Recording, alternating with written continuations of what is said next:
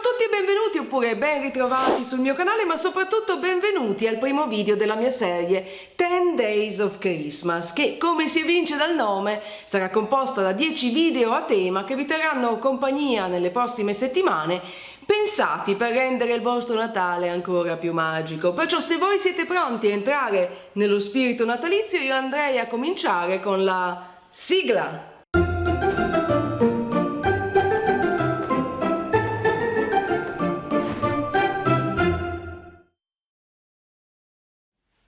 Come probabilmente saprete, sono una grandissima appassionata di calendari dell'avvento ed è ormai tradizione che le mie serie natalizie comincino proprio col tutorial per crearne uno fatto in casa. Quest'anno ho pensato di condividere con voi un'idea davvero semplicissima, alla portata di tutti, dal costo ridotto ma altamente personalizzabile quando si tratta di scegliere i regali da inserire all'interno. Ho infatti creato un calendario dell'avvento trasformando in adorabili casettine, che poi vanno a formare un villaggio, dei sacchetti in carta per alimenti, di quelli che si trovano anche al supermercato. Io i miei li ho presi lì. E voi direte, ma i regali come c'entrano dentro sti sacchettini? E lì viene l'idea, che è un po' la stessa anche dell'anno scorso se non sbaglio, di inserire all'interno di ogni casella, di ogni sacchetto, un indizio per far partire la caccia al tesoro alla ricerca dei regali nascosti per casa.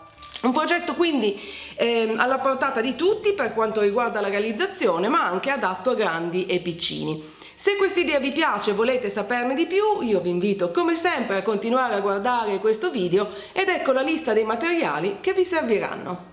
Dei sacchettini in carta, un uniposca bianco e del nastro adesivo.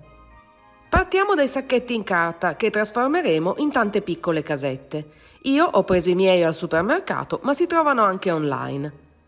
Dopo aver preparato i cartoncini con gli indizi per la caccia al tesoro ed averli inseriti all'interno dei sacchetti, ritagliamo la parte in eccesso pareggiando l'apertura in alto in questo modo. Adesso, per dare la forma della casetta, ripieghiamo in modo da creare la spiovenza del tetto proprio come vedete. Poi fissiamo utilizzando il nastro adesivo.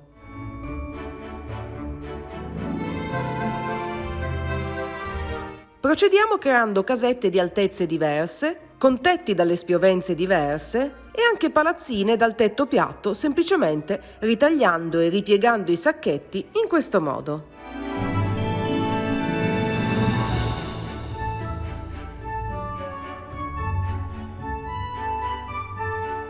Una volta ottenute tutte le casette necessarie, possiamo iniziare a decorarle con l'uniposca bianco, disegnando porte, finestre, balconi, tetti e chi più ne ha più ne metta, ricordandoci però di aggiungere il numero su ogni casa. Disponiamo le casette a comporre un piccolo villaggio e voilà, il calendario è pronto! Che vi dicevo? Facile, veloce, alla portata di tutti e altamente personalizzabile.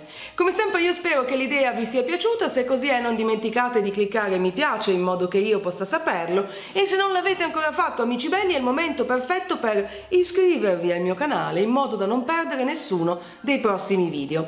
Vi ricordo anche che sul blog troverete altre immagini del progetto finito insieme alla lista dei materiali con eventuali link per acquistarli online nel caso in cui doveste avere difficoltà a reperirli nei negozi vicino a casa vostra. E guess what? Il link al mio post dedicato lo trovate nella info box qui sotto o cliccando sulla i qui sopra la mia capoccetta cornuta.